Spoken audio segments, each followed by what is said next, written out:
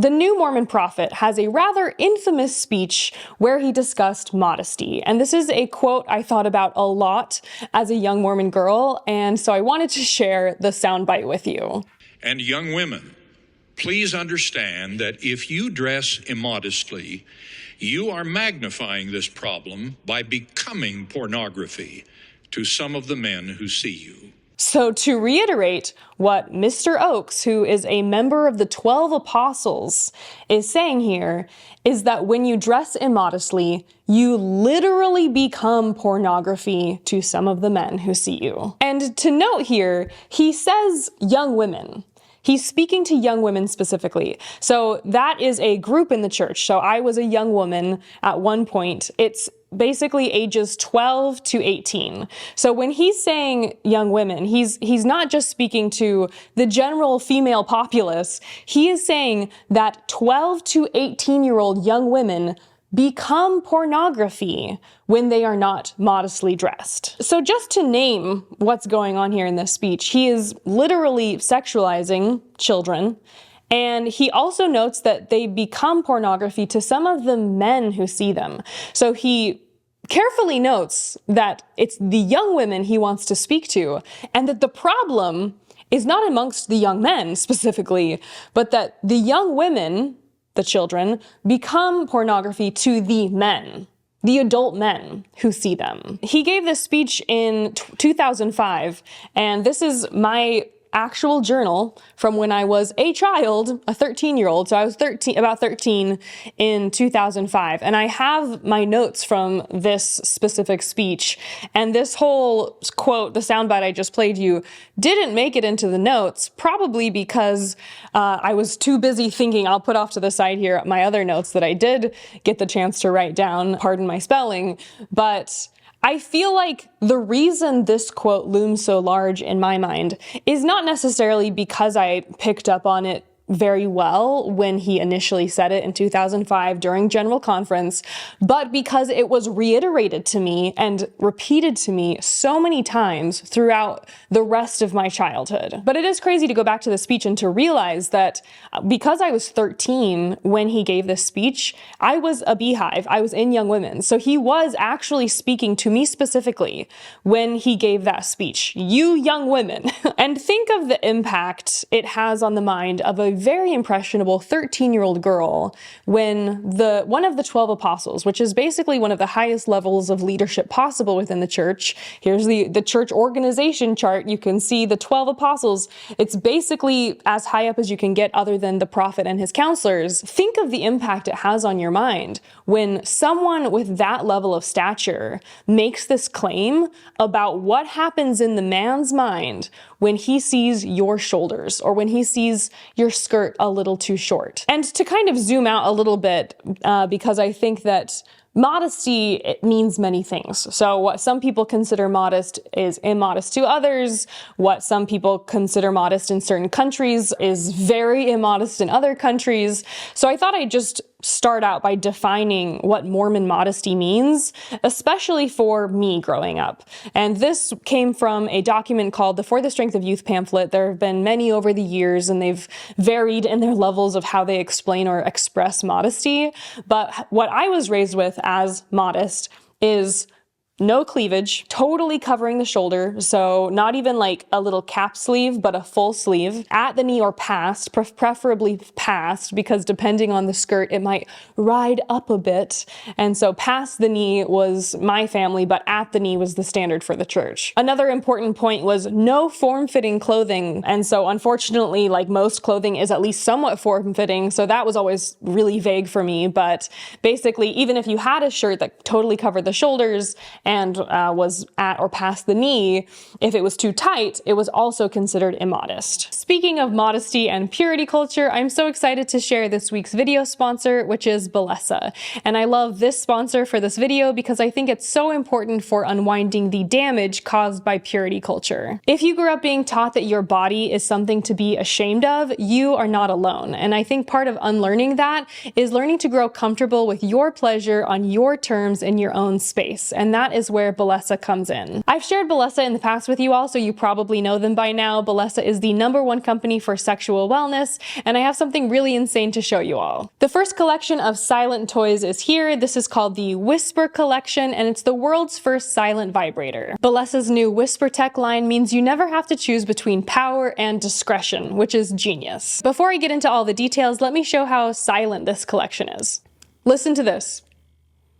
It's so perfectly quiet. Despite how quiet they are, they definitely pack a serious punch. When you sign up using the link in my description, Bellesa will send you an offer for a free rose toy, which is a $99 value, and that's with any Whisper Tech purchase of $59 or more. To claim your rose toy, you can scan this QR code or click the link down below. Then you'll get an email with a unique shopping link. When you shop the Whisper Tech line and make a purchase of at least $59, a free rose toy will be included with your order. While you're there, check out Bellesa's other great products. I know purity culture taught so many of us to disconnect from our bodies, and this is a great opportunity to learn about connection with ourselves and with our partners. Thank you to Bellesa for supporting this conversation, and now let's get back to our chat.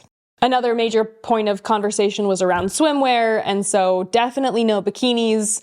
We were not allowed to even bring tankinis to church-sponsored activities, so like a church swim night or like girls' camp, there'd be a pool, no tankinis allowed. It had to be a one-piece, and then even within the one-piece, it couldn't have any cutouts on the side or like a deep plunge or anything like that. It had to be a full coverage one-piece bathing suit. The most righteous girls in the congregation or the ward would usually have like a rash guard long sleeve and board shorts, so they just fully opted out of any spandex bathing suit completely. And the reason I wanted to explain that at the top, and I'll put some typical modest Mormon outfits off to the side here, is that basically what I am wearing for this video, and the reason I chose to wear a tank top, is because this was considered immodest and ergo considered pornography to some of the men who may see me.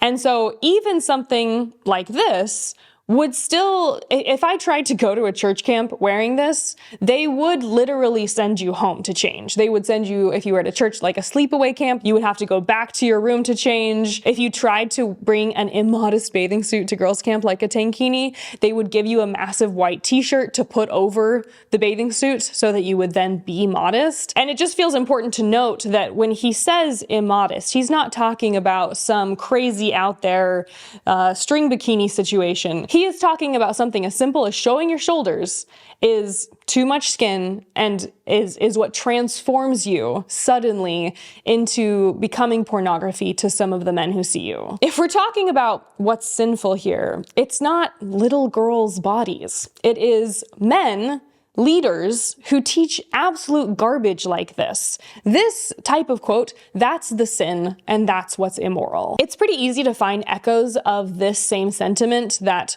girls being immodest is pornography. It's easy to find that idea amongst comments and Reddit threads and in stories told online by other girls and women who were raised in the church. Here's one example. It says, "Funny story, one of my daughters was a bit wayward as a teen. She went to school in her regular clothes and came home in her regular clothes, but somewhere in the day she wore her friend's short shorts. I found them in the laundry basket and threw them out," which is crazy because it's not even the girl's shorts, it's her friend's shorts. "When she asked about them, I told her that it has always been clear that our family does not allow pornography in our home, and shorts that show your butt cheeks are pornographic." And I'll put the broader text message here, but she's basically bragging. The mother here is bragging about this. She's saying, look at what a good mother I am because I always enforced modesty within my home, no matter what. To put a fine point on it, once again, she says here that her daughter was a teenager attending school.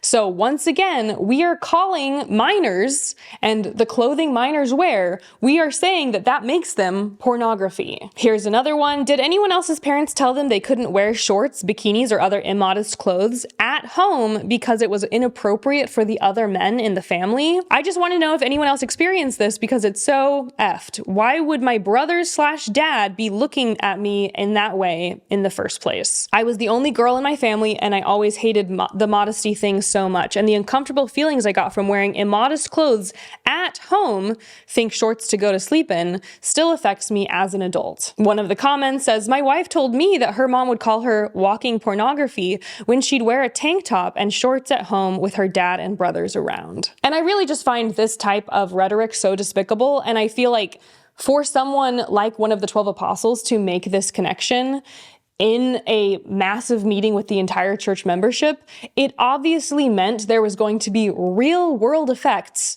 for the little girls, the teenagers, the 12-year-olds, all of those little girls who grew up in this culture where this was the messaging.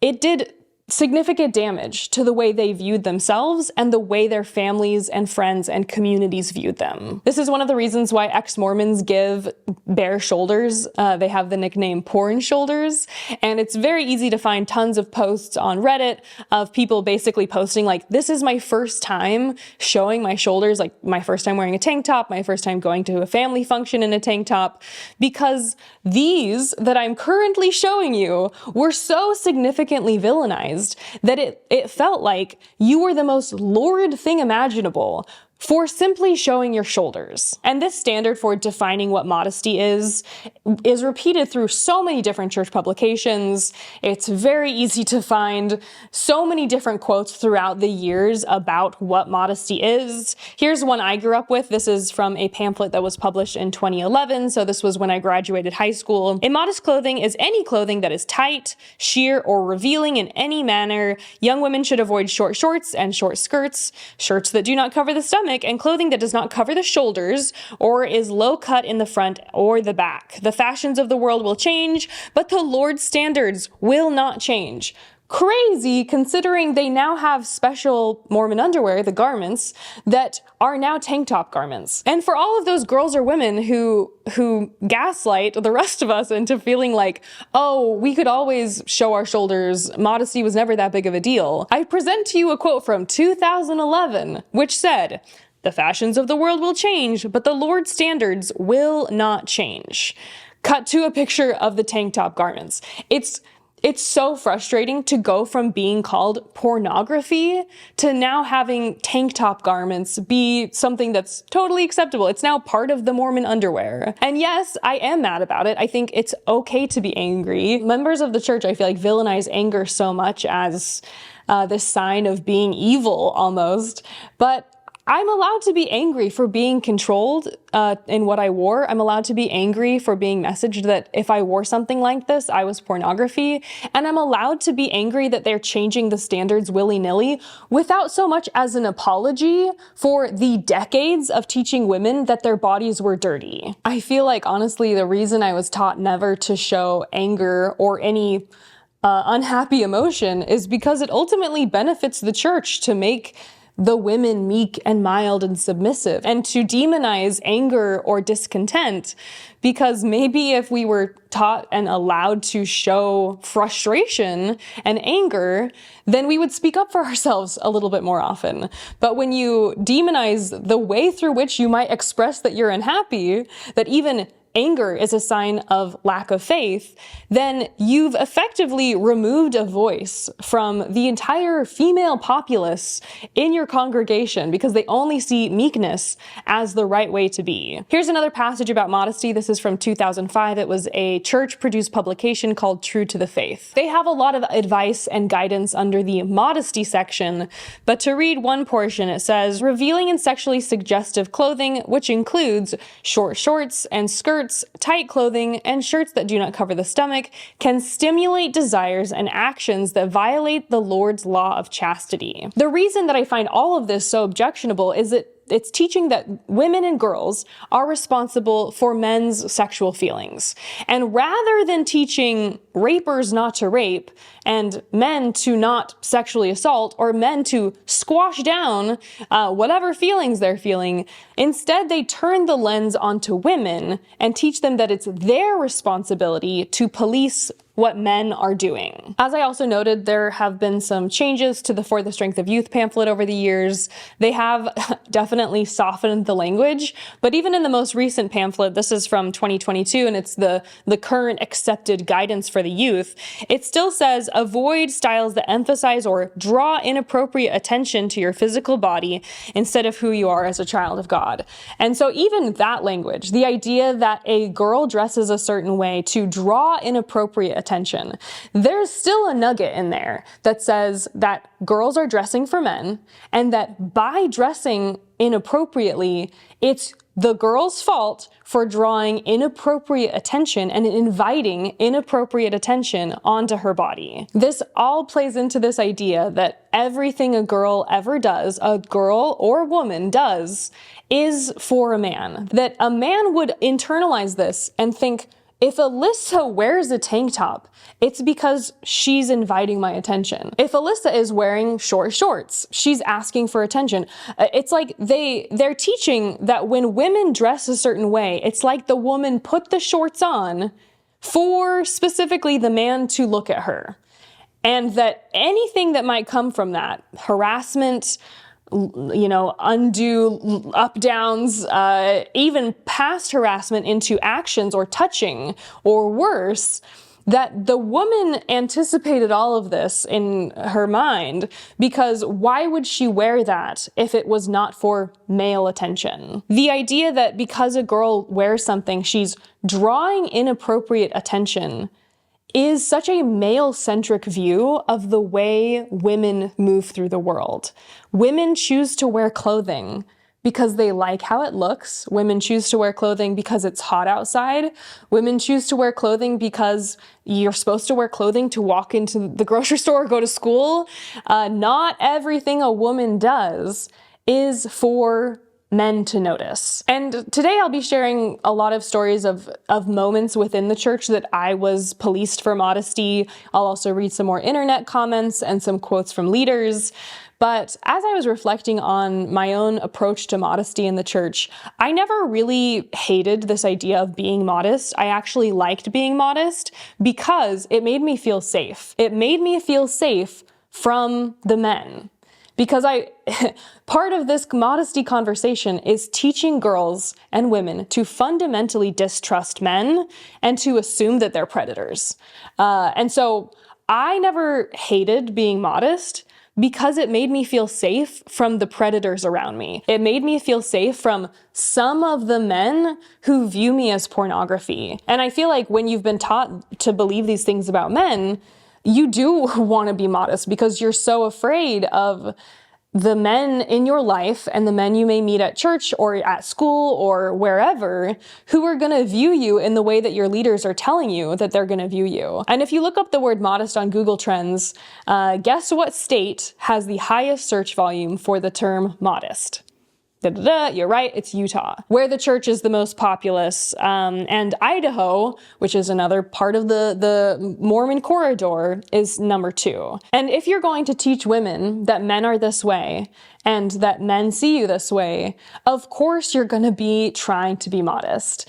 Not just because that's what Jesus wants, not just because that's what the gospel standard is, but because part of this conversation always insinuates that there's going to be men who are going to give you inappropriate attention, and that it's your responsibility to protect against that by covering up. As is usually the case, the further back you go to read quotes from Mormon leaders, the worse and worse the quotes get as far as blaming women. This one is a quote from a leader. This is from 1946.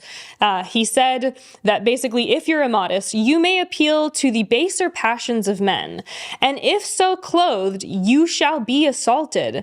Take at least part of the blame to yourselves. This speech was titled Plain Talk to Girls, and he's teaching that, hey, if you dress a certain way and you get assaulted, I hope you take some of the blame.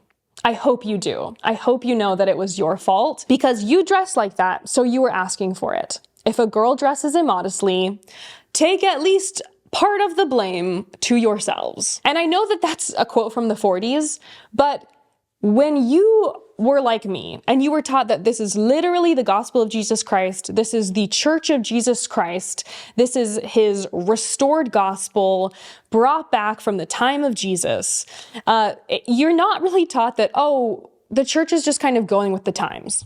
The church is just, it's just part of the times, we're basically responding to the culture we're baked in.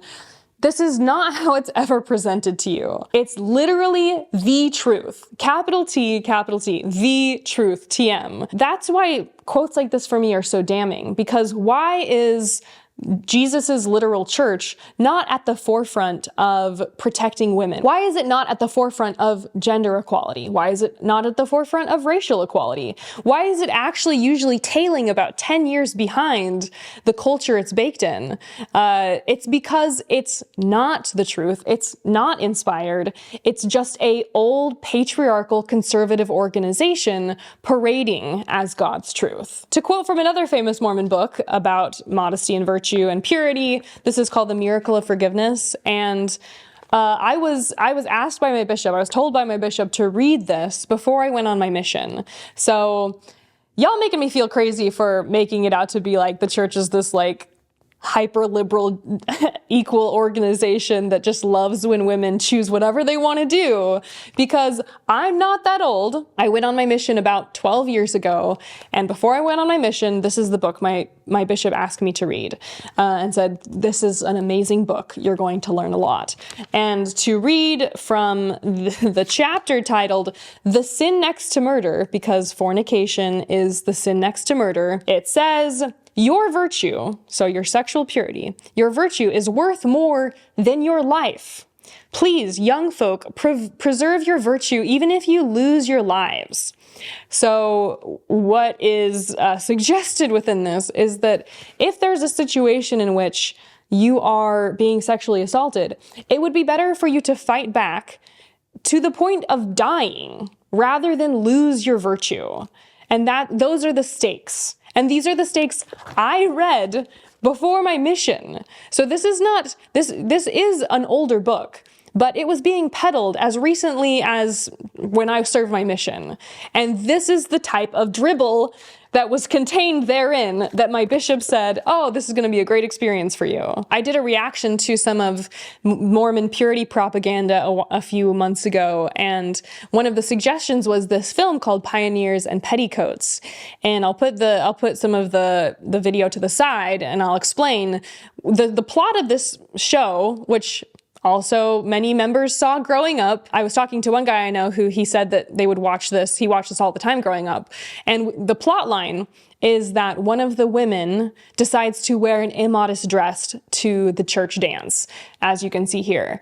And she's like, oh, all the men will ask to dance with me. Everyone's going to love my new dress. And her siblings are like, no, don't do it, because they're going to push a certain narrative and a certain moral lesson on us. Wouldn't you know it, she goes to the dance, she's the belle of the ball, but unfortunately gets picked up by an evil man, and he tries to rape her in the story. And she's only protected by some people who come in at the last second to save the day. And so whether it's Miracle of Forgiveness, Pioneers in Petticoats, or the For the Strength of Youth pamphlet, there's this undertone that if a girl chooses to wear certain clothing, she's asking for it. And don't be surprised when something bad happens because you were the one being sinful. This is why I think that modesty is rape culture in disguise. And rape culture has many definitions, but to read one definition, instead of condemning sexual violence, this culture often places the blame on survivors while minimizing the actions of perpetrators. And think of all of the times I just presented to you that they're saying, girls, if you dress a certain way, you're asking for it. And there's an absence of men, don't be predators. I'm not seeing this popping up amongst the literature. The onus is on the women And it's their responsibility to protect themselves because of the predators out there. So just like it says here that instead of teaching perpetrators not to be perpetrators, I would say they're actually encouraging men to view themselves as having no agency in this. They're teaching men, hey, you're the ones who are these sexual beings that can't be controlled, while teaching the women that they are the gatekeepers of virtue. We also have defining manhood as dominant and sexually aggressive, defining womanhood as submissive and sexually passive, assuming only promiscuous women get raped, and then teaching women to avoid getting raped. All of these are elements of rape culture. And all of these are how modesty and virtue were taught to me as a girl, that if you are just simply modest and virtuous, you have nothing to worry about. But as soon as you wear a tank top, then you shouldn't be surprised if something happens to you. I think the level to which men are completely absolved of accountability in this specific instance is wild. Imagine if you were in court for stealing a luxury vehicle and trying to say something like, well, I could tell it was an expensive car, so I had to steal it. This defense, this moral positioning of because she dressed that way, I got to rape her, it's not going to hold up in court, but it certainly seems to hold up in the minds of Mormon leadership. I think many of these quotes are teaching that men are hypersexual, that they don't have control over themselves, and that feeling this way and acting on feeling this way to women and girls is normalized. When young women become pornography, by wearing certain clothing, who can be surprised when a man just is acting on his base instincts? It's not even that you're asking for it. It's that the man has also been taught that you're asking for it. The man believes you're asking for it when you dress a certain way. That's the other flip side of these quotes, is that when modesty is put in these terms, a man thinks that when you dress this way, like I'm currently dressed, he thinks you're doing it for his attention. He believes that you're asking for some level of, whether it's a look or an assault or whatever. He's been taught that if you're dressing that way, you are trying to be pornography for him. I think this is why I hated my body so much growing up. And I'm about to get to telling some specific stories around being policed for what I was wearing. Lots of stories not just from my family, but being at church events and having this happen to me. And that this is so common. I mean, this is like, these stories are a dime a dozen. Get a couple of ex-Mormon women together and they'll swap stories like this for days, because this was just so normal when I was growing up. But I think that I really just felt this level of hatred toward my body. I felt like what I read into this as a young girl was that the body is the sin and the clothing is what covers the sin. But the sin is just still menacingly underneath your clothing. The sin is just like lying in wait. And because you must reside in your body, there is no escaping the fact that if you accidentally, wear something that is just a little immodest, you become pornography. And to me, I think I internalize that to being my body is inherently pornography, and it's just the clothing that protects me from being sinful. But unfortunately, your clothing is not you. It's not the residence of your heart and mind. It's simply a covering. And so I think that when I would hear this type of talk, I think this is also to some extent why I was self-harming so much when I was still a member of the church, because I just viscerally hated the fact that I was a sin. That is what I internalized from all of these teachings. And that's why I never disliked being modest, because I would go out of my way to wear baggier clothing, or I've always had a really bad problem with slouching, because I would make myself as small as possible. I would hunch over to avoid having any sort of attractive form or to show my chest in any sort of way. I would go to great lengths to try to minimize myself, to make it so that I'm not becoming pornography to the men around me. I've had this illustration saved in my phone for many years, and I'll blur it here just because it does include some nudity. I'll link it below if you want to see the original sketch, because I do think the art is very beautiful. But the title is "Just Take Them and Leave Me Alone." And I think that this I probably have never seen a better representation of how I came to view my body. Like, if I could have, I literally would have sliced my chest and my groin area, and thrown it in the trash. Just let me be free from the burden that it is to be this highly sexualized being. Let me just be a human. Let me just live in my body and have a mind. I think that as a young kid, I wanted so badly to be righteous, and I wanted so badly to be pure. And it felt like there was this sickly, evil thing about me that no matter what I did was always going to be part of who I was. That if my body was porn, and porn is one of the greatest evils, then my body was one of the greatest evils. And there was nothing I could do to separate my own being, that I must move through the world with me everywhere I go.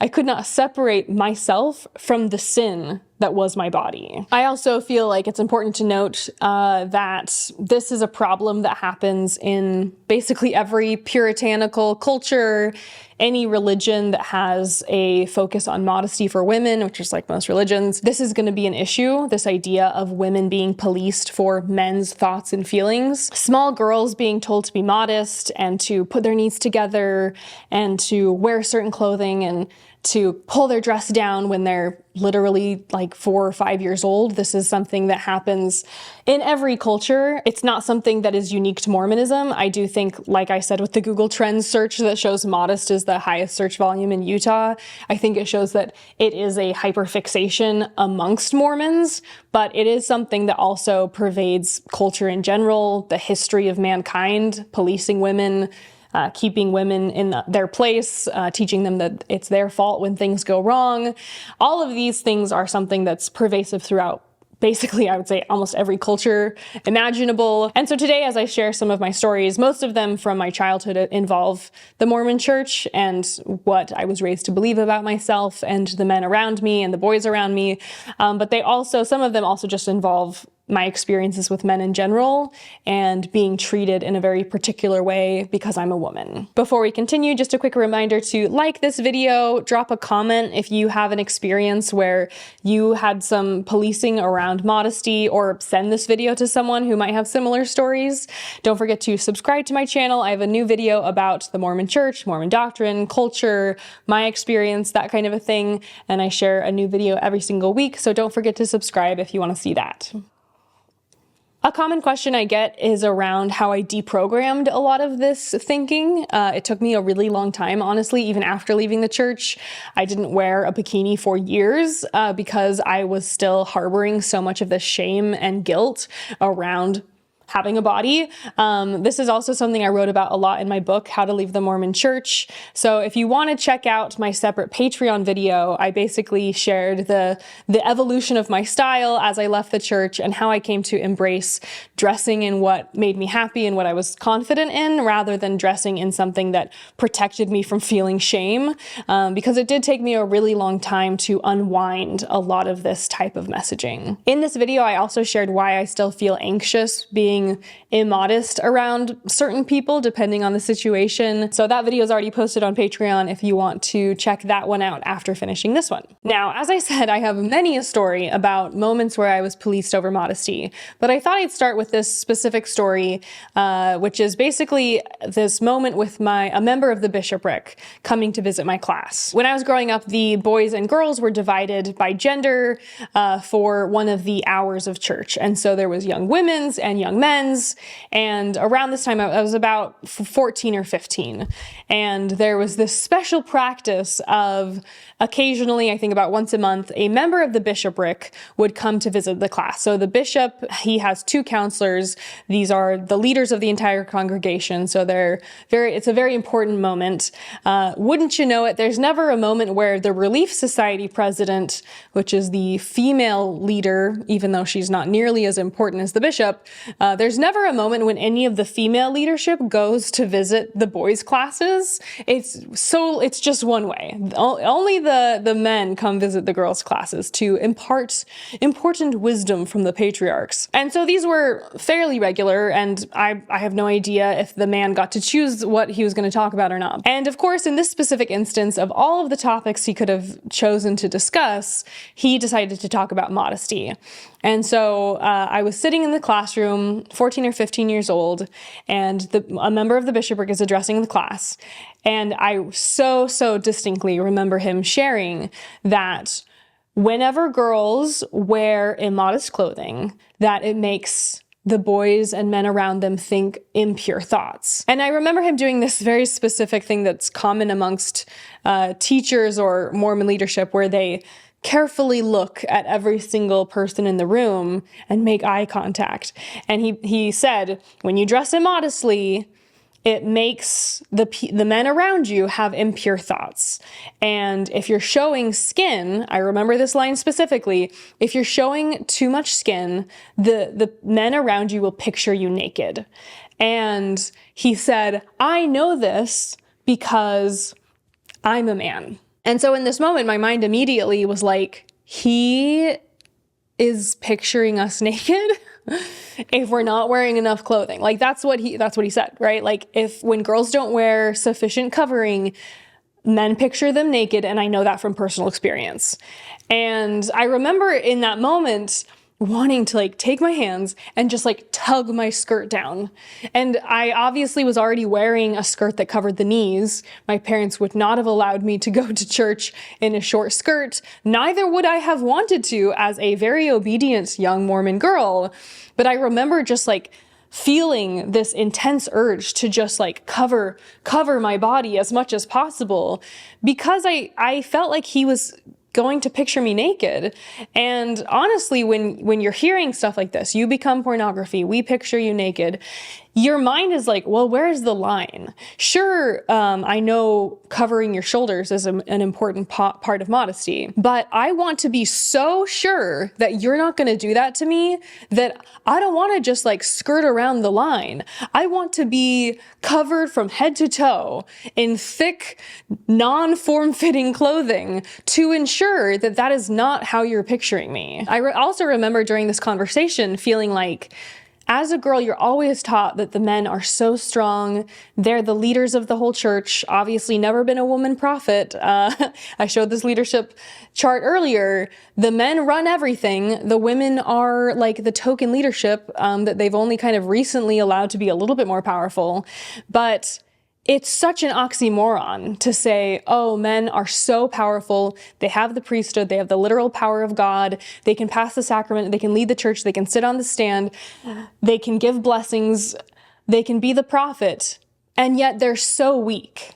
They're so weak that they cannot control the most basic urges a human being has. It also feels important to note that doctrinally, the members of the church love to talk so much about agency. So agency is a huge thing that is discussed all the time. We all have free agency.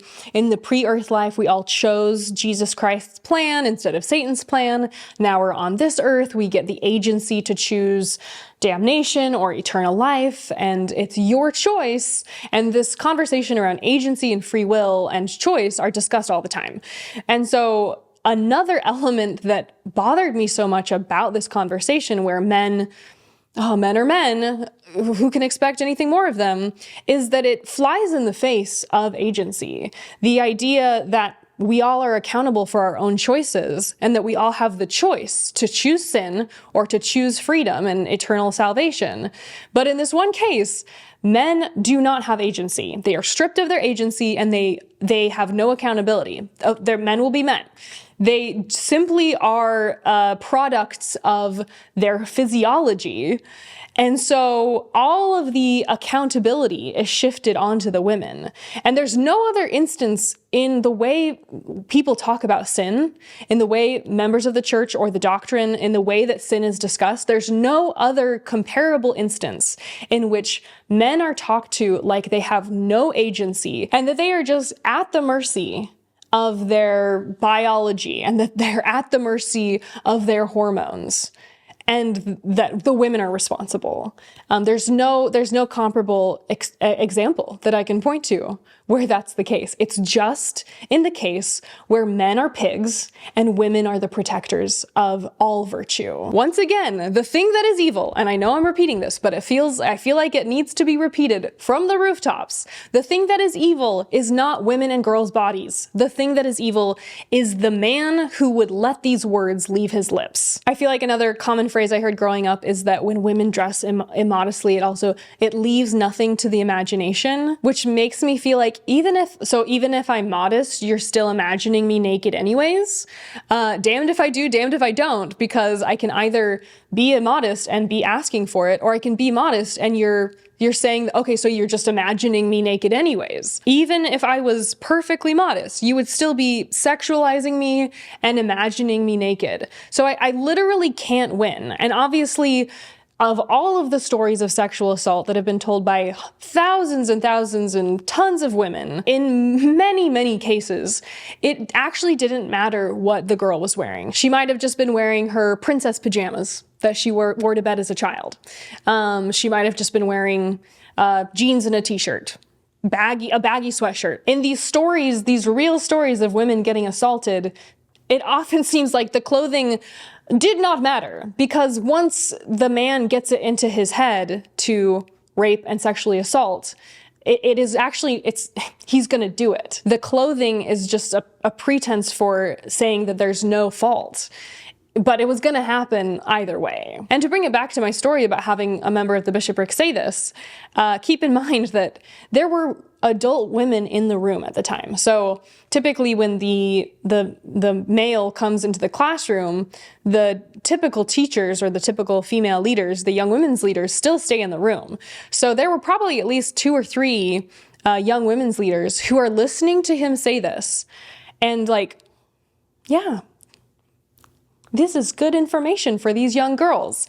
There was no moment, like if I was an adult in that classroom, I would have been like, are you fucking kidding me? You're literally saying you picture them naked?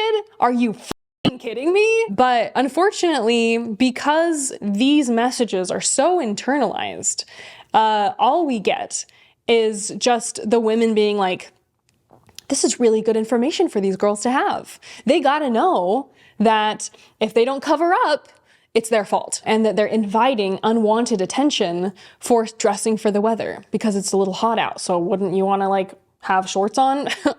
And so I feel like even in replaying the story over and over again in my head, remembering that there were adult women in the room and that even the women weren't gonna stop it or say anything, or even if they had merely waited for the bishop to leave and then to be like, hey ladies, now that it's just us girls, that's messed up, let's debrief. No, we never got anything like that. It was just like, yep, this is the gospel truth delivered from one of the highest levels of leadership within our congregation. In addition to the pamphlets and the books and the quotes I've been sharing, even scripture has this same narrative. So an easy example is Adam and Eve. Eve eats the apple first, Adam follows. Who gets the blame though? Eve. And they both literally did the same thing. But Eve is the temptress. She tempts Adam to take the apple and eat the apple. And so Eve, in the stories in the Bible, Eve gets placed and saddled with all of this responsibility and guilt and shame, even though they both did it. But it's like in this, if we look at the calculus of morality here, it's clear that even though they both had the same sin, one person gets the entirety of the blame. There's a lot of other stories you could point to. There's Samson and Delilah in the Bible. She entices him and confuses him and seduces him out of his strength. She figures out that his hair is like the source of his strength or whatever. And it's the same story where women are the Achilles heel and the men are these amazing, powerful forces.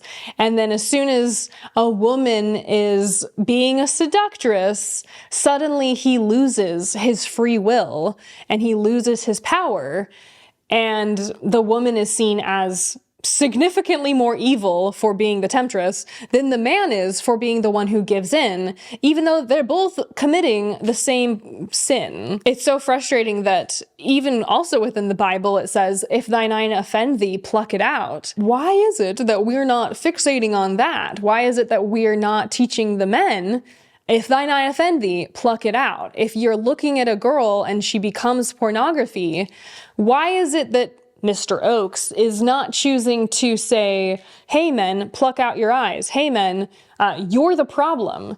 Instead, he's saying the young women are magnifying the problem by becoming pornography. And he's placing the blame squarely on the shoulders of women for choosing to dress that way, which in turn is meaning they're getting this unwanted attention. Why not tell the men to pluck their eyes out in that case? We have similar stories in the Book of Mormon. There's Isabel and Corianton, some Book of Mormon characters. It says that she did steal away the hearts of many. And this is also where the Book of Mormon verse that says fornication is the sin next to murder. But even just the way her character is written, that she's stealing away the hearts.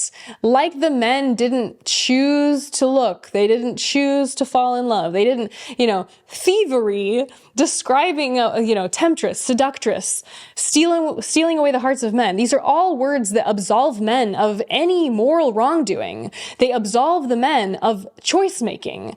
They're all painting women as this all-powerful force that can corrupt the hearts of men into doing these sins, even though in every other instance of sin, the person is personally accountable. The person has the culpability for sinning, except when the seductress walks in the room, and then she's the one that gets saddled with the responsibility. Obviously, too, a very unfair part of modesty is that it much more equally applies to women than men. Usually, if you read into the language of when men are being told to be modest, it's much more about professionalism and looking good for the world and being able to get a job and being an upright citizen. There's never this same language around, like the Oakes quote from the beginning.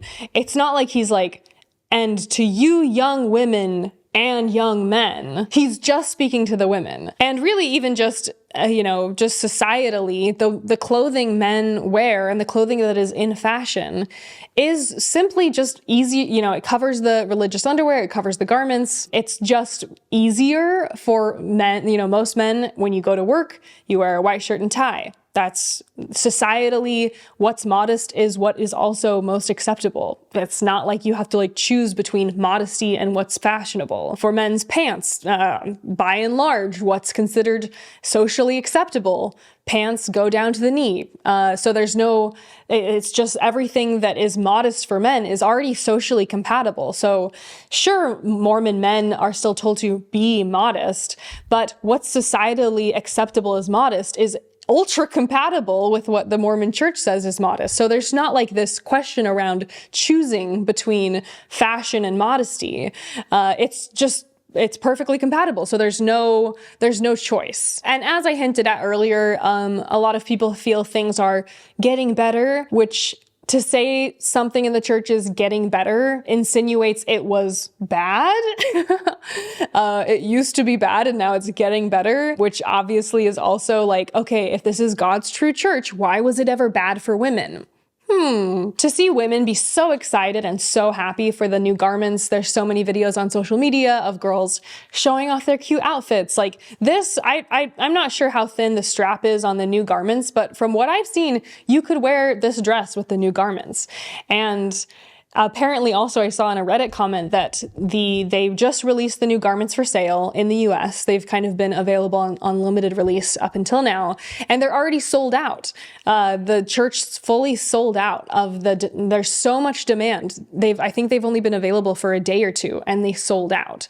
And to me, that shows just how desperately women have wanted this and have been waiting for just this ability and this religious permission to be able to wear something that they've always wanted. There is such a clear demand for bodily autonomy that once they allow just a smidge more of, suddenly the porn shoulders are now just shoulders. And now there's such a demand, they sold out.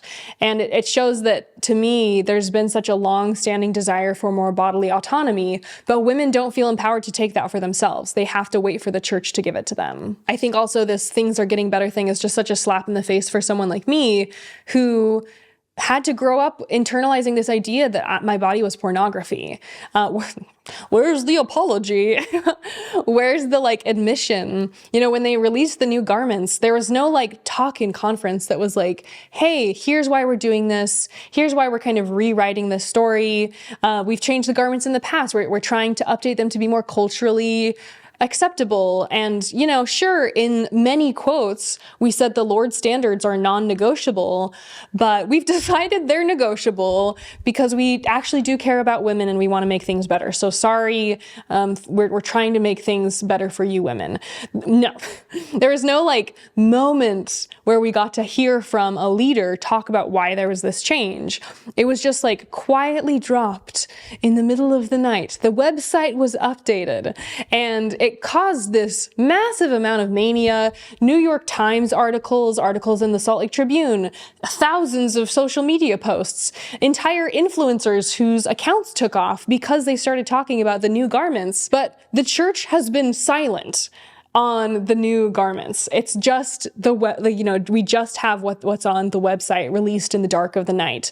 There's no dialogue. There's no apology. It's just oh, things are different now. And if you ever complain about the past, we're just going to say, well, your parents were just strict. That was just your parents. It was never the standard of the church. Even though there's a mountain of evidence to show just how much these modesty standards were shoved down our throats. Modesty was never presented as cultural. Modesty was never presented as transitory. It was presented as God's law for my body. And any insinuation that something else was ever the case is false. There's this long-standing conversation amongst members of the church and the leadership of the church. There's this conversation about doctrine versus policy, and it's a defense that the church and apologists use to defend against the idea that God's doctrines have changed. So, for example, in the late 70s, Black people were finally able to go into the temple and have all of the ordinances there, and Black men were given the priesthood. And many apologists have insinuated that this was merely policy and it was never God's law, doctrine, that this priesthood ban be in place.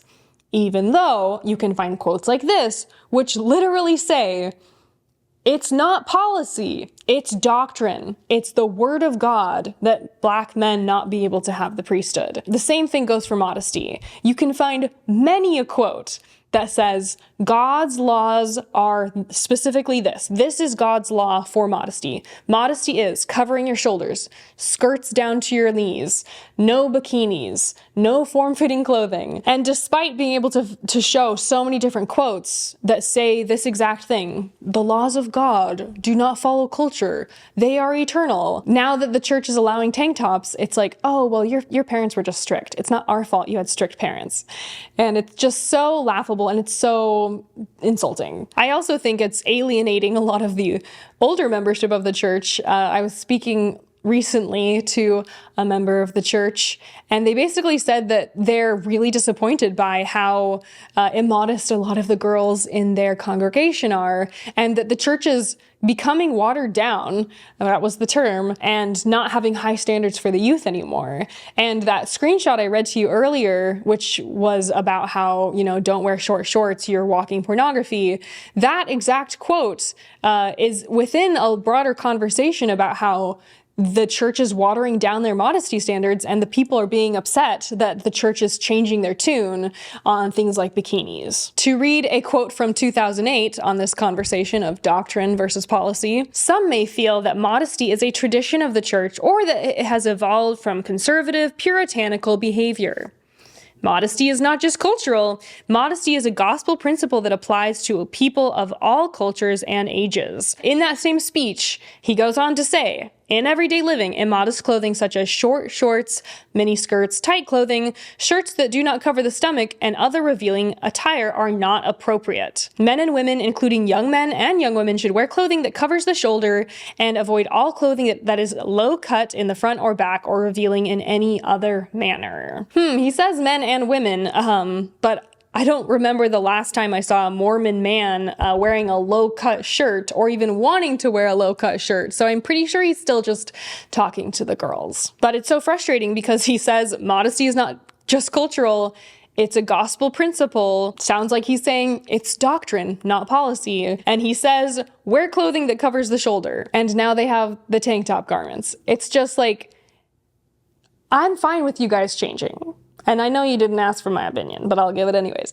I'm fine with the change. I actually think it's good that religions change and make things, I'd rather have them change and make things better for women.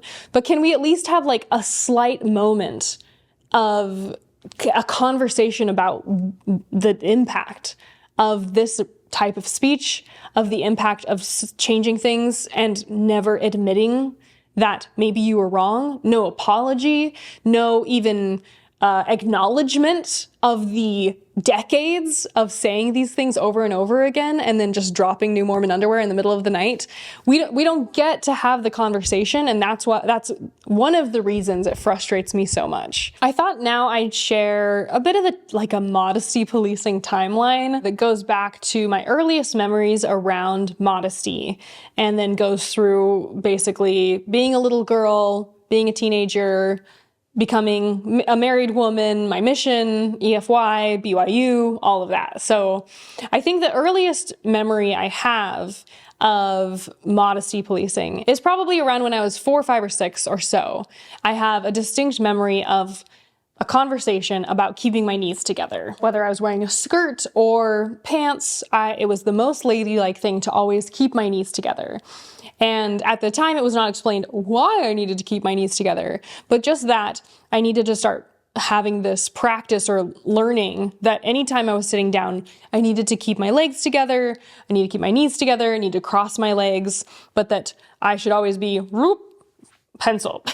And even though at the time it was not explained why, because a girl sitting with her legs open is so inappropriate, I do remember at the time being in church or being at school and seeing that the boys just didn't have to be constant, because to keep your knees together, you do have to kind of strain. A relaxed position is how men sit. They sit with their legs apart. They sit, with their arms open. And I just remember thinking, the boys look so much more relaxed than I do. I'm sitting here with my knees together and kind of continuously being reminded, keep your knees together, and having to strain and sit and have my, using my muscles to keep my knees together. And just realizing that the boys look so much more relaxed than I felt. And that they were not being told the same thing. They were being told, relax. If you're sitting down, doesn't matter how you sit. Just sit however makes you the most comfortable. Relax, sit in your seat, lean back. For whatever reason, even as a 5-year-old, I was noticing the boys don't have to sit this way. And I'm uncomfortable because I want to sit like they're sitting because that looks way easier. The next memory is all the conversations around bathing suits. I have lots of memories of going bathing suit shopping and having kind of blinders on because I knew that we were not allowed to wear bikinis and that bikinis were immodest, and going straight to the one-piece section. And then even as I'm in the one-piece section, this is even before I'm 12. This is because even little girls swim too. Even within the one-piece section, having lots of conversations about, does it come high enough up? How is it cut around the bottom? Is it pulled down? I also sometimes would wear, running shorts over my bathing suit so that I could just opt out of the bottom half of the bathing suit conversation and just wear shorts because that also felt more modest than the alternative. This, of course, goes along with the constant conversations around tank tops and skirts. This was kind of the baseline modesty conversation, was just like your day-to-day clothing, no short skirts, no short shorts, always shorts to the knee. I always had capris. Capris were like the gold standard because I could not wear shorts.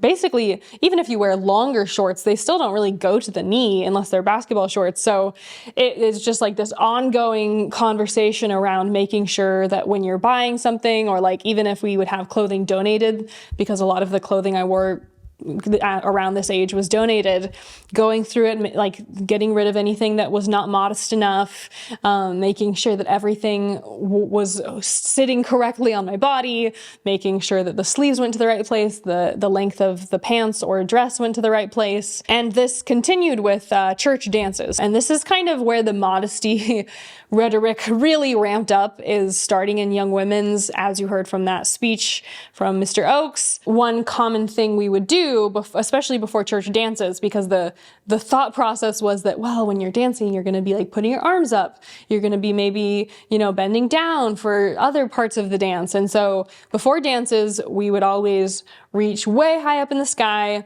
to see if our shirts would show any of our belly. So the shirt had to be not just to the pants when you're standing there, but you had to be able to like reach and lift as high as you could with your hands, and the shirt would still cover the stomach and the back. We would then bend all the way down to touch our toes and see if the shirt would come open. And if the shirt would come open when you bent over, it was too low cut. So basically you had to have something that was more around your collarbone, because if it was any lower and then you bent down, then it might show too much cleavage, and then that was not appropriate. And then the other reason for bending down was to see where the skirt fell on your body. So if you were bending down and wearing a skirt, if it rode to above the knee, it was also immodest. And so this process of like reach up high, touch your toes, was kind of an ongoing activity, especially for me before church dances, but also for just shopping. We'd be in the dressing room and be like, all right, reach up, touch your toes. This is just like a fairly continuous practice of making sure that any clothing that you're purchasing or any clothing you're going out in is following the standard of absolute modesty. I also mentioned earlier the white shirt at girls' camp thing. Keep in mind, girls' camp, there's almost no men at all. There's just one priesthood leader typically, or a few priesthood leaders. Usually at girls' camp, there's like the bishopric, which I've already established were creepy occasionally, or just other men who are basically hanging out to make sure that the women are safe. And I actually never had to put on a white shirt because my family was already so modesty conscious, but I do know some of my friends who showed up to girls' camp. I saw girls who had to wear shirts that had one pieces, or like I said, tankinis. And even if the one piece was deemed as not covering enough, they still were supposed to wear the white t-shirt. So I would say every year at girls' camp from 12 to 18, you go once a year, there was always at least one girl who was asked to wear a white t-shirt, which is just like humiliating. And on the subject of things are getting better now, I was like, let me see if I can find, because I remember my packing list for girls' camp always said modest bathing suit. It wouldn't say just, hey, pack a bathing suit. It would say pack modest bathing suit.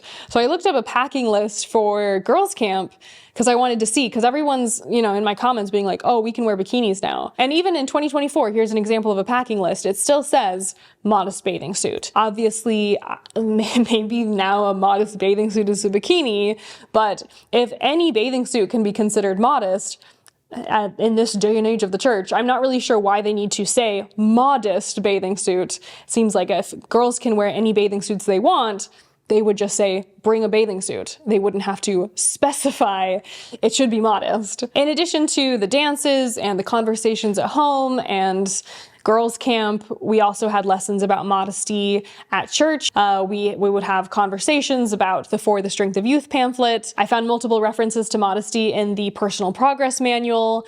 It says that you should learn to sew so that you can make your clothing more modest, basically. So that's like a reason to learn sewing, is so that you can alter your clothing to be more modest. There's another quote from a Mormon leader that was like, if you can't find a modest prom dress, why don't you sew your own?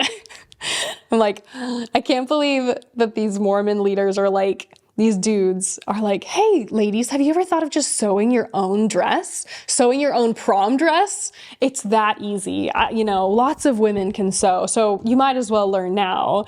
And I just feel like suggesting to someone else that if you're upset about not finding a great prom dress that you love, that you should just sew an entire dress is so condescending. As part of learning about modesty at church, a recurring theme would be that you should be dressing in a way that you could wear the religious underwear underneath. And garments don't get discussed much for the youth. They're kind of hinted at. You kind of slowly learn about this religious underwear that you're going to be wearing someday as you age, and it's always shrouded in a bit of mystery. I didn't realize that garments had the special symbols on them till I was probably 18 or 19. I would see my parents' garments in the laundry, but there was so much secrecy around them that I didn't even feel like I was like, I'm going to give that a wide berth. But part of the conversations about modesty growing up were that you should dress in a way that your clothing can cover the religious underwear, because someday you're going to be wearing the religious underwear, so you may as well prepare for it now. And so that's part of the BYU Honor Code as well. It says that even if you're not endowed, so even if you don't wear the religious underwear, you should still wear clothing that would technically cover it if you were to be wearing the religious underwear, because that is the standard for modesty. I even remember this girl, one of the girls in my young women's class, being like, well, why can't we just wear whatever we want now? And then once we wear the garments, then we can change our outfits to, be able to wear garments with. Why do we already have to pretend we're wearing garments if we're not wearing them yet? And I remember the one young women leader was like, well, you wouldn't want to have to throw out your entire wardrobe just when you go through the temple. And I feel like the girl was sitting there like, I will throw out my whole wardrobe because right now I just want to wear tank tops. Another quote I often heard growing up is that if you dress like a piece of meat, you get the dogs. And as I referenced earlier, I'm pretty sure that if men are going to treat you like crap, that's going to happen no matter what you're wearing. I've had men treat me very respectfully and like a human when I'm wearing a sports bra and running shorts after a run. I've had men treat me like I'm just a normal person still. And then I've had men be very creepy to me when I'm wearing baggy clothing. So I actually don't think that how you dress dictates how you're going to be treated. I think that the other person and their temperament is what's deciding how they treat you, because it's how they act. It's how they treat you. Their decisions are their own. And it has, in my opinion, very little to do with what you're wearing and everything to do with how they perceive women. I also went to a church camp called EFY a couple of times growing up, and this is so girls camp is girls only, but EFY is co-ed, so there's boys there too, and it's basically a week-long camp, maybe 5 days, and there was a ton of modesty policing at EFY. So at girls camp, there were definitely conversations around it. We had the white t-shirt situation, but at EFY, it was like continuous. And that's another place a lot of people have reported doing the arms up, touch your toes, modesty check. My biggest memory surrounding modesty at EFY is that one of the leaders came up to me and she whispered the word chocolate. And in the moment, I was like, what? What? And she was like, chocolate. And I was like, I don't know what's happening. And I just said like, what are you talking about? Do you have chocolate for me? And she finally, after a couple of tries, she pulled me out of the line and she was like, you've never heard that before? And I was like, no. And I mean, usually they are pulling from a large geographic region to do EFY. So I'm sure just where she grew up, chocolate was like a code word that everyone knew. And I just never got the memo. But she was like, oh, if someone says chocolate, it means your shirt is too low. You need to pull your shirt up. And she did one of these. This is another common experience for me growing up in the church was people looking at you and doing this, pull your shirt up, pull your shirt, pull your shirt, pull your shirt up. It's never ending. And I matured more quickly than other girls growing up and developed boobs earlier on. And so I just feel like it like puts more sexualization on the girl. Like you're constantly being told like, pull your shirt up. Don't invite unwanted attention. Stop using your body to get attention. When you're maturing, when you're going through puberty, a lot of this is just like, I just feel like this is happening to me. I'm not choosing to look this way. My body is just like, I'm just a kid going through puberty, but you are interpreting my shirt suddenly like, I've had this shirt for a year. Suddenly this shirt is inappropriate. I've had it for a year. And it's just a lot for a child to have suddenly all the adults around her being like, you're inappropriate. Chocolate, pull your shirt up. And I just remember around this time, like I said, this is where I really started to slouch. This is where I started to wear baggier clothing. And it's just such a double bind because you're simultaneously being told to look pretty. Like there's another quote from a Mormon leader that's like, put on a little lipstick now and again and look charming. I don't know why you make this so difficult.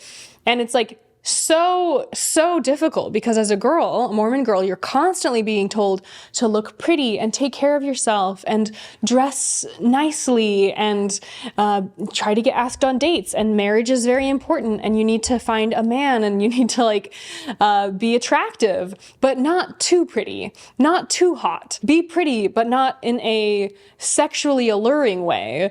And I remember having this it felt like I couldn't win because it's like, you know, you're going to a dance, you're supposed to look pretty, you're supposed to, you know, try to get boys to ask you to dance. But if somehow your prettiness is too hot, then you're sinful, then you're a harlot, then you're a temptress. And just as a note, the dances started when I was 14. And it's just so challenging as a literal child to be told, be friendly, but not too friendly, smile, but don't lead them on.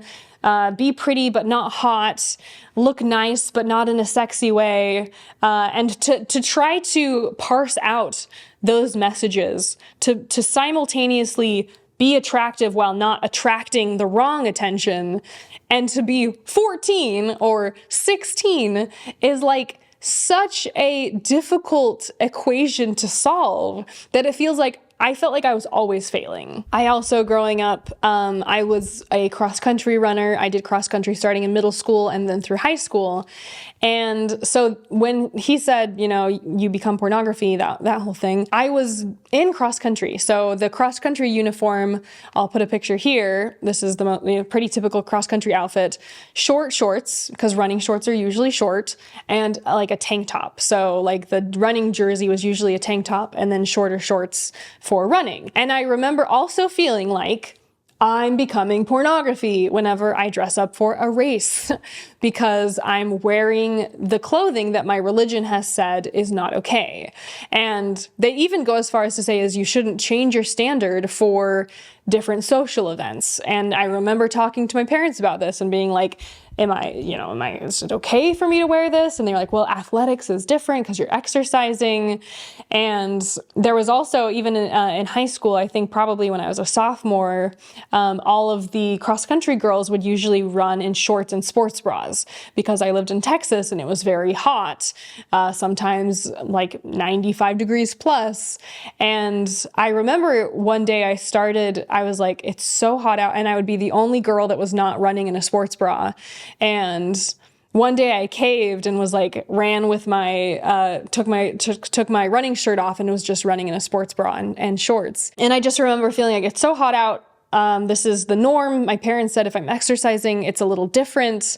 I'm just going to go for it. But then simultaneously feeling like, am I walking pornography right now? Am I, am I sinning? Is this a sin? And just, I feel like I said, I felt like I could never win because even if someone was like, oh, I think it's okay if you wear that for this specific activity, I would still have so much scrupulosity around like, but I'm still not following the rules. And it's just what made me hate my body. It's like, you never can stop these like intrusive thoughts about that no matter how you dress or what you do, you're always doing something wrong. It's always not quite covering enough skin. You're always like inviting too much attention. You're being pretty, but in the wrong way. And I just wanted to opt out of the entire conversation completely.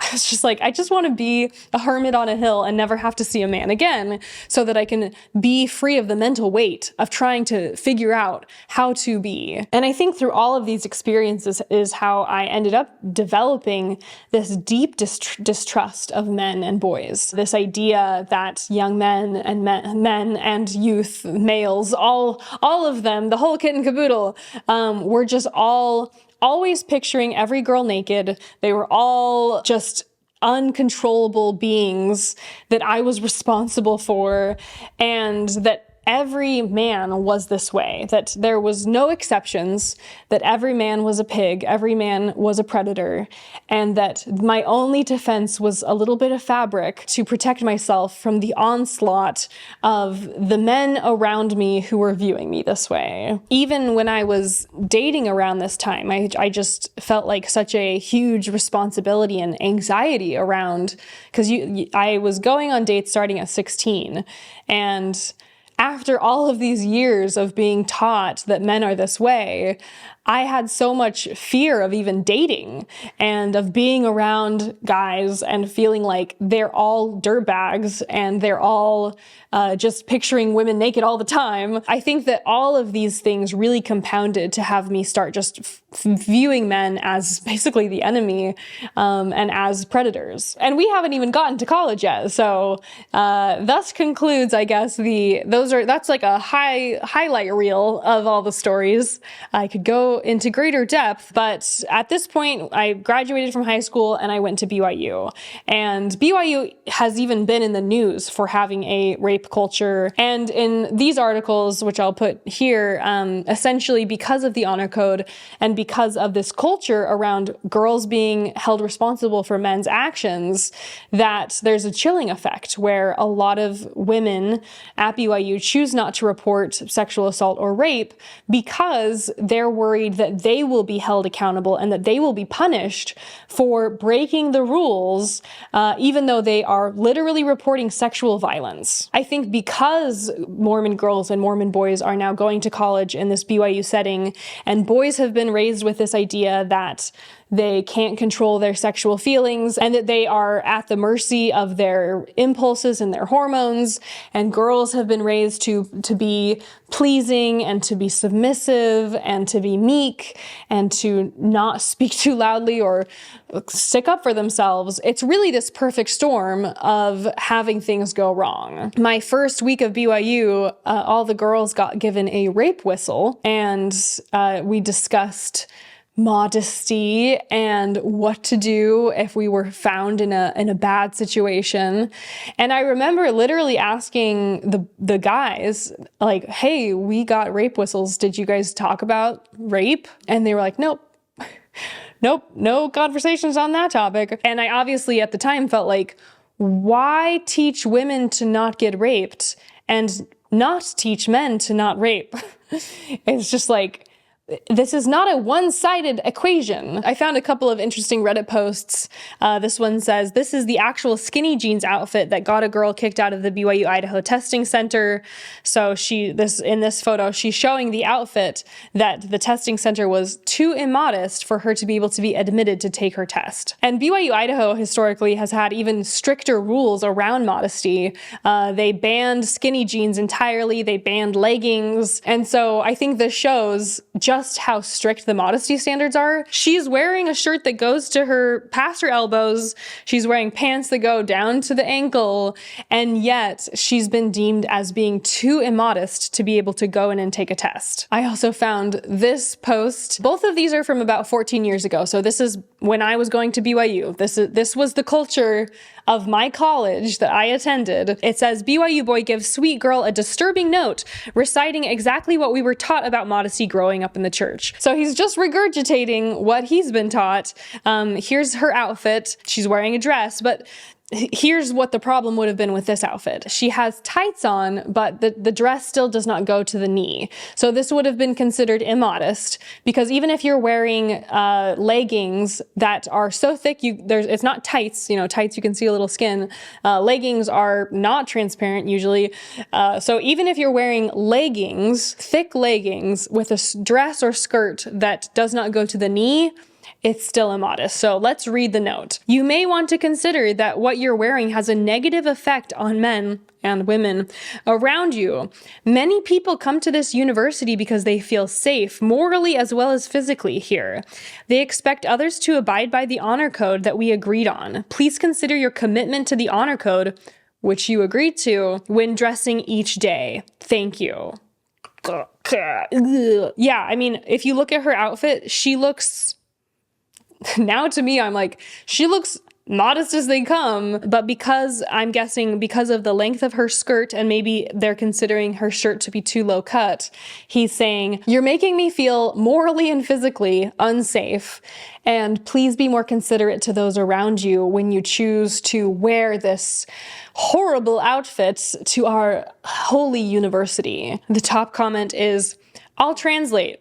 I saw you and was turned on by you, so that must be your fault, you slut. And I feel like BYU grew my distrust in men even more. I remember a leader saying that when you're dating a boy and it's getting maybe a little more serious, that you should ask him, when is the last time you watched porn? Because if you ask the question, do you watch porn? They might just say no. But rather than asking a yes/no question, you should just simply say, when's the last time you watched porn? Because that will, that'll get them.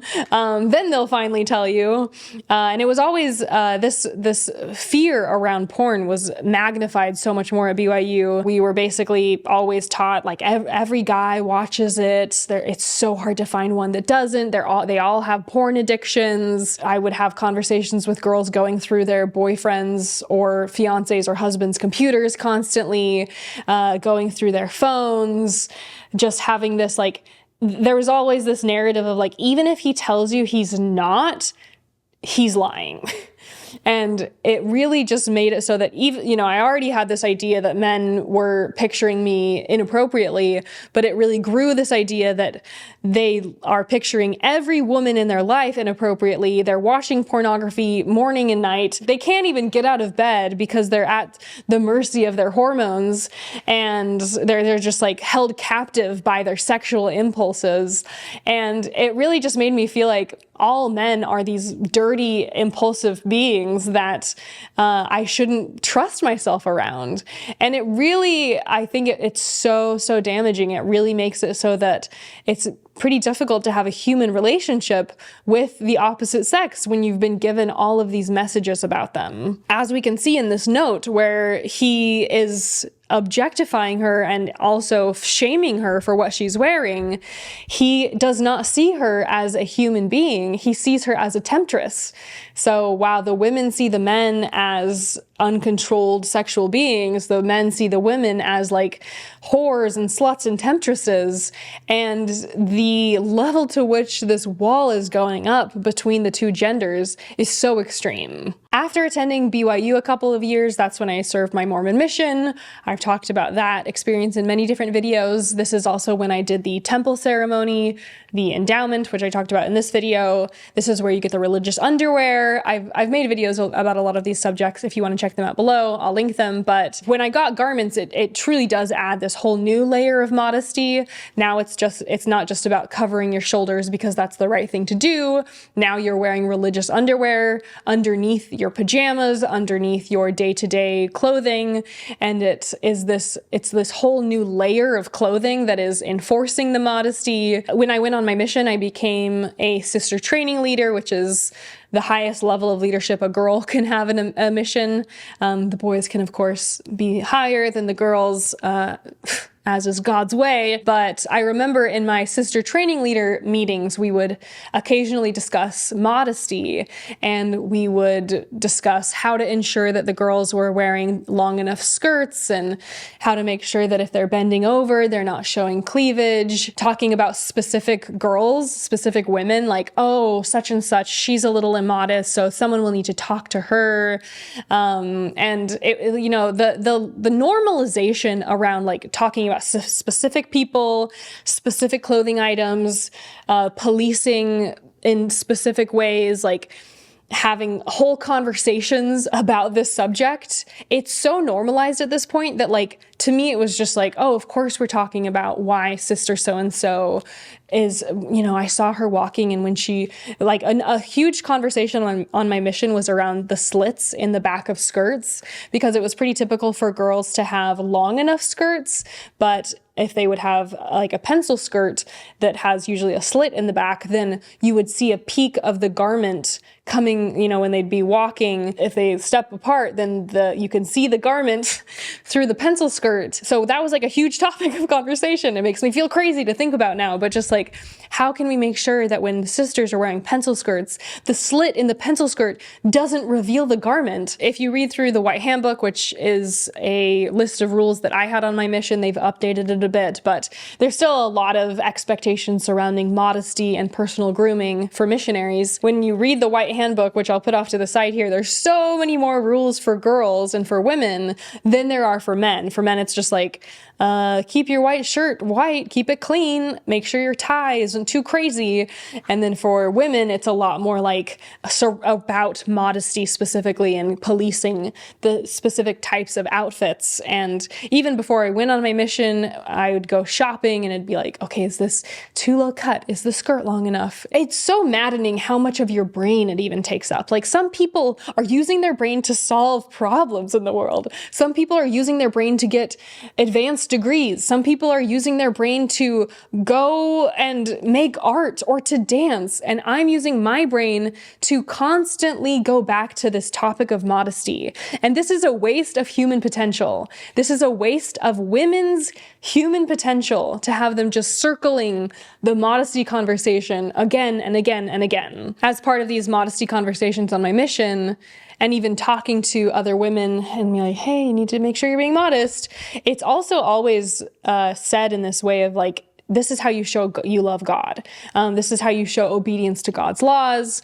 And just like with the rest of the rules in the church, it always comes back to this, like, this is a proxy for your love of God. So if you're wearing a pencil skirt and when you took a step, I could momentarily see a little peek of the garment in the back of your leg.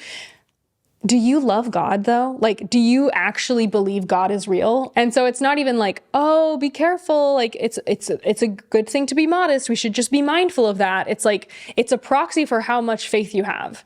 Just like every other obedience metric in the church. It's always like, they bring it back to this level of like, this is how you show respect for yourself as a daughter of God. This is how you show God you respect him and have faith in his laws for you. And it's all just so dire when it's just like, it's just the back of my thigh. It's just the back of my knee. The world will not end. And it really shouldn't end. If the world ends because some guys saw the back of my knee, maybe the world deserves to end. Maybe we deserve to be damned for creating a society in which a woman can't even show a little bit of her shoulder. Obviously, then I come back from my mission. The modesty conversations seemingly will never end. I met my husband. I've shared many times how I was policed on my wedding day around wearing the right dress. It had to be it wasn't the right color of white. It didn't come high enough up on my collarbone. It didn't go to the wrist. Yes, I know that I should have known that. That's what every member says whenever I talk about this. Whenever I purchased the dress from the girl in Provo, she was like, yeah, you should be able to wear this in the temple. My mom also had the same idea because she had been married like a few decades before. So it still was a surprise to me. You can call me dumb all you want. I'm honestly saying I was surprised on my wedding day that I wasn't allowed to wear the dress. And a major reason I wasn't allowed to wear the dress was because it didn't cover enough skin, which is a modesty metric. And I think that this point, when I'm finally married, when you're married, you're finally allowed to procreate and whatnot. This is where the deep distrust in men really started to mess with my life, because I truly just had been taught not to trust men, and I didn't trust my husband. And in my mind, I remember when we were first married, it really started bothering me, especially once we got married. It didn't bother me as much when we were dating, but once we got married, it was like the volume on the distrust was like, ooh, way turned up. And I remember one instance of us walking around in Salt Lake, and there was a girl who walked past us in short shorts and a spaghetti strap tank top with it was fairly low cut. And it just ruined my entire day, because in my mind, when she walked past, my husband pictured her naked, and probably even worse, didn't just picture her naked, but like pictured having sex with her and pictured her as pornography. I didn't, at the time, I like didn't want to talk to him about it because I didn't want to admit that I was thinking that about him, because I also simultaneously like loved him and kind of logically trusted him, but my gut had been taught to not trust him. And I remember finally telling him, like, every time we walk past an immodest girl, I'm assuming you're picturing her naked. And I remember him just being like, I'm not. I'm just not. I love you. I'm attracted to you. I'm not like oogling at other girls or women. I'm married to you. Like, you're the one I love. Like I'm just simply not doing that. And I was like, they told me you would deny it. And it took me basically till I left the church, till I was finally able to deprogram a lot of this distrust I had built up around men throughout my life surrounding modesty and this idea of walking pornography. And honestly, I just feel like the first few years of my marriage were so much more difficult than they needed to be because of all of this rhetoric around men not being able to control their sexual feelings and assuming so many horrible things about men, and all, like really all men, just assuming, like painting with a very, very broad brush. And especially, you know, once they tell you, oh, well, if they deny it, don't really believe them, then it does mean you just can't trust any of them. Now I feel like that's just so not true, that men are also good. Men also have morality and have agency and aren't, you know, I definitely think there are still men who do fit the description, the Mormon description of the way men are, but there are so many men who don't, that I think it does a huge disservice to women and men's relationships.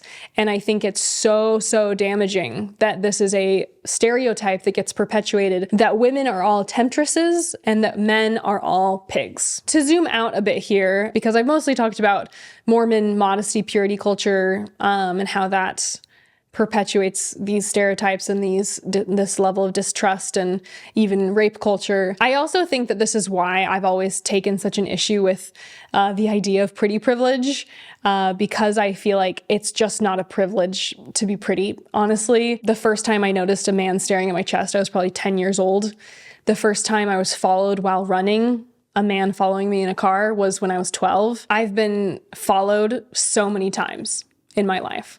I've been catcalled while running so many times. It's not a privilege to be scared to walk through a parking garage alone. It's not a privilege to be scared to pump gas alone at night. And honestly, when I go to the grocery store, I do not wear makeup. I don't look like this when I go outside. If I go outside like this, I have bad experiences. I was with my kids recently, my 2 young children, and we were sitting at the park. I actually wasn't even wearing makeup. This is why I'm like, what you wear doesn't even matter. I was eating a sandwich, sitting at the park with my kids. My husband was not with me. And this man came up and was like, oh, we're about to have my kids' party here. Do you guys mind, like, in a few minutes, like, clearing out, because we rented this pavilion? And I was like, yeah, sure, like, we're almost done anyways. And he looked at me and he was just like, you look pretty good though. Like, if you give me a hug, I'll let you stay. And I just gave him this like, not like murderous look, like, you're hitting on me in front of my kids at the park before your own child's birthday party? And he was like, never mind. Okay, never mind. But he literally asked for me to give him a hug. When I was in Salt Lake last, I had a man follow me while I was getting coffee. And I literally went inside of a random store that was closed, but I saw basically it was a restaurant preparing to open. And as he was following behind me, I went inside of the store and asked to go behind the counter till he left. What a privilege, right? And amongst this list of stories, there's one that probably was the worst moment that ever happened to me, and I wrote about it in my book, so I will read you. This is the worst experience I've had as far as harassment goes. One morning in June, I stepped out for a run. The hazy morning was muggy and the temperature pushed above 95 degrees. After a few miles, I took my shirt off and began to run in a sports bra. It was my pink sports bra, the one I usually avoid wearing because at certain angles, my nipples show. I was behind on laundry, so it was the only sports bra left in my drawer that morning. Hunching over a bit, I continued my pace. The breeze spiraled past my stomach and I felt a bit of cool relief. Running up to the gates of my apartment complex, I looked down at my phone to stop my running app and answer a text. For a moment, my mind was lost in my phone. Tires on gravel sounded quietly behind me. "Excuse me, miss." I turned around. A younger man was sitting in a white car 25 feet away. He was looking at me. His teeth shined as he smiled at me. The oversized dark sunglasses he wore flashed when he turned his head. "Can you help me with directions? I'm looking for..." His voice trailed off abruptly. I took a few steps closer. "Excuse me?" I asked, returning his smile politely. "I'm trying to find the Woods Apartments." "What? There's nothing around here with that name." The man mumbled again. It sounded like another question. I walked forward one more time, straining to figure out what he was saying. He stretched back against the leather seat of his car and moved his arms away from his lap. Very suddenly, the world churned and turned red. His pants were unzipped and he was masturbating. My stomach dropped, and for a split second, I became ice. Eyes flickering back to his face, I saw the plastic smile replaced with a vile sneer. And then I swear at him, "F you," I screamed, running at the car. And so this is where, in the book, I connect it back to why this experience mattered to me, not just because it was so awful, but because of what happened in my brain after this. Still shaking with anger, I looked down at the pink sports bra. In a moment, my outrage transferred from the man and refastened onto my body.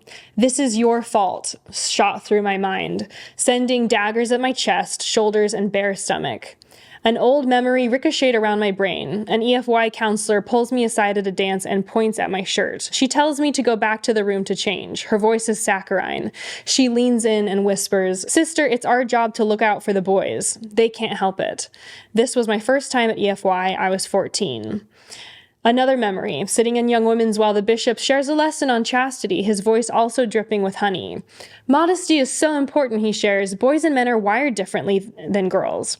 He pauses, looks around the room at each young woman. When a young woman dresses immodestly, it's impossible to look away. "You can trust me on this. I'm a man. I know how it is." He continued, "If you're dressed in something low-cut or revealing, a young man will picture you naked. Really, you might as well be naked. It's not a choice young men consciously make, it's simply a reality. As young women, dressing modestly is a commandment from God. This is how you can protect and honor the priesthood." As the bishop spoke, my hands tightened against my thighs. I resisted the urge to adjust my skirt and ensure it was covering my knees. My mind scanned my body, trying to sense if there was too much skin showing without looking down and admitting default guilt. I was 15. Standing there in the Texas sun, still sweaty from my run, I hated myself. The sports bra, the man in the car, the moment I saw what he was doing. It was a fulfillment of a prophecy. People had tried to warn me about this moment for years, and I still tempted God. I took my shirt off. I dressed immodestly. I deserved the punishment. When I crossed paths with this man and he saw me running, I threw invisible chains around the car. My body entrapped his mind, his free will utterly sapped as he saw me running half naked. No, completely naked, pornographically bouncing around. The devil's claws reached out from my body and possessed his mind. I was asking for it, so he had to give it to me. I felt deeply responsible, and I stopped running without a shirt on for a long time. I wore leggings instead of shorts. Even in the heat, when a white car passed, I recoiled and quickly changed my route. Even if it looked vaguely familiar, I would snap a photo just in case. Even though I reported it to the police, nothing ever happened. This was several years ago. They will never catch him. In the weeks following that day, I couldn't shake the oppressive guilt. Logically, I could explain the guilt away. Obviously, it wasn't my fault. Obviously, I didn't want this to happen to me. But no matter how many times I tried to drown out the guilt with reason, it always seeped back into my mind. I felt dirty, immoral, and worthless. And so I feel like the reason I wanted to include that story in the book is to illustrate just how long it takes to unwind this type of teaching. When that happened to me, I had been out of the church for 3 or 4 years, but as soon as it happened, I immediately felt so guilty and like it was my fault that this had happened to me. Not that that man was responsible for his own actions. Even though I knew it wasn't my fault, it still felt like it was my fault. And I will say I've now gone back to, if it's hot out, I run in a sports bra and shorts. I feel like I have this internal battle with this idea of letting the terrorists win. Like, I don't want to change my behavior just because men can be so gross. I don't want to cover up just to avoid having an experience like this, but I also just don't want the experience. And so it feels like it's once again just a bind to be a woman, because you're damned if you do, damned if you don't. But I do try still to choose to wear things that make me happy. I do still run in something that I'm comfortable with. And I have this never-ending back and forth between hiding myself or wearing baggy clothing or trying to slouch and look small, and then also still wanting to be big and take up space and look beautiful, because I like to look nice. It's just like this ongoing personal struggle of mine between trying to figure out the balance between how I feel the happiest. As I said, I have a separate Patreon video. This is going more in depth into how I went from having all of these messages to embracing tank tops and wearing a bikini for the first time and getting my nose ring and getting my tattoos. I did a little tattoo tour as part of the video, and that Patreon video is basically dedicated to kind of recovering from all of this oppressive messaging and even combating every time this guilt surges back up in me and makes me want to feel small again. Thank you so much for watching today's video. I don't know if today was like an enjoyable watch, but hopefully if it was an insightful or like informational video that, I don't know, these are the types of videos I do feel really strongly about. I feel strongly about the topics. I feel strongly about talking about these things. They're not necessarily like lighthearted per se. And sometimes when I do some videos, like my video last week was about Disney and Mormons, and I'm like, oh, this is such a lighthearted video compared to Joseph Smith's polygamy or being told you're walking pornography as a young girl. But it's still very important for me to talk about. I think even just talking about the damage that some of these types of teachings do to relationships, to the way women see themselves, is really important to me, because I think just having someone name like, this is wrong, this is deeply wrong and incorrect and immoral, is important. I think it's important for people to hear someone say that just because the leader of your church told you this doesn't mean it's true. It actually is both false and immoral and evil for anyone to have ever said that about children or about young girls or women. If you haven't already, don't forget to subscribe, like this video, drop a comment about your own experiences in modesty culture, purity culture. Thank you so much for watching, and as always, I will see you all next week.